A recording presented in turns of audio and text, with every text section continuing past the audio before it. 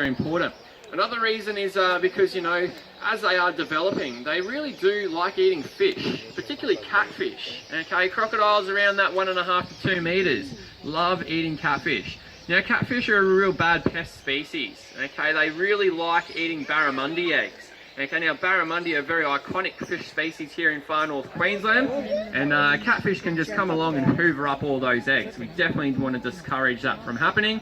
And again, the crocodile actively out there eating catfish. Another great reason why they're an important role to the ecosystem. The other important reason for these big crocodiles is that they will actually, to a degree, regulate their own populations in that area. Okay, big crocodiles like Bully here, he'll be fighting other male crocodiles in the area to the point where he's, you know, inflicting horrific injuries that they're potentially dying from, and or he'll be eating them. Okay, so big male crocodiles, very, very important part to the ecosystem because to a degree they will manage their own numbers. Now I might just get a chicken frame here. It's just too cold for them. So again, we really try to exercise our crocodiles. We get them moving around. We get them demonstrating some natural behaviours like the vertical jump, which we will see in a few moments time, where they're engaging that big powerful tail, and effectively he can cover his entire body length in a fraction of a second. Okay, that's how these animals operate. Again, maintaining the element of surprise, waiting for that opportune moment when they can pretty much guarantee that kill, engaging that tail, launching out very, very quickly to secure that animal with a tremendous amount of bite force. Okay, the crocodile, or the estuarine crocodile, has the highest recorded closing pressure of any animal on the planet. So we'll see if we can get a representation for you in a few moments. What we're looking for is a bit of a popping or a clapping sound to his jaws.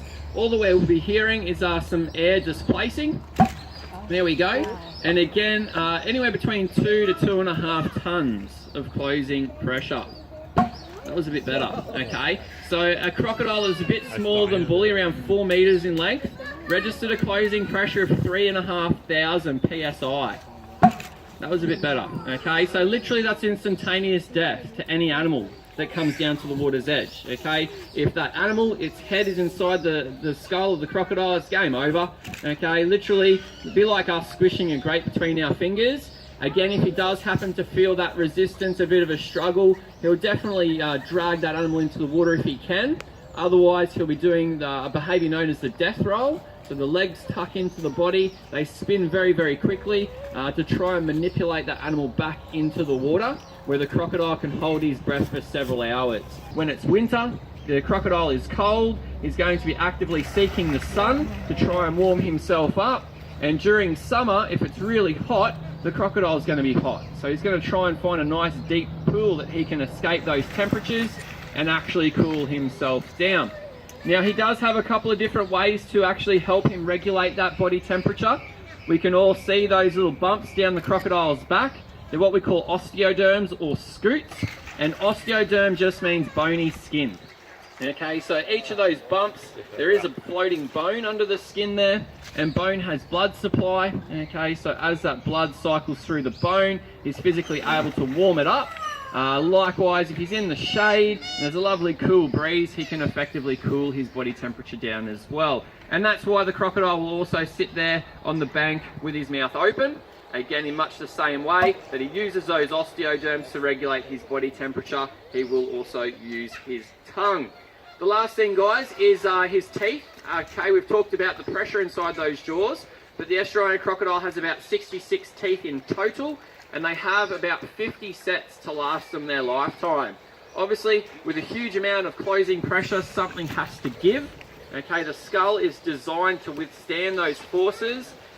In comparison, okay, the skull is actually denser than concrete, so they're designed to withstand those forces. However, the teeth are the weak point, and they are designed to fracture and break and fall out as they're consuming and manipulating prey.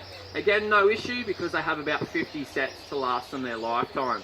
So a teeth or a tooth falls out, another one's there pretty much ready to go straight away. Now that was a really good one, guys, a jaw slap. We'll just see if we can get one more out of Bully before we move on. That was a bit slack, so I'll get that bit of chicken back, thank you. Again, guys, we're exercising him. He's had a whole chicken now. That's more than enough. It's probably way too much for him, in fact. But again, He's come onto the land a couple of times throughout the week, so he has expended a little bit of energy. So, you know, that's okay. Not ideal, but it's okay. Look, guys, have we got any questions before we move on and continue the show at another enclosure? Anything at all?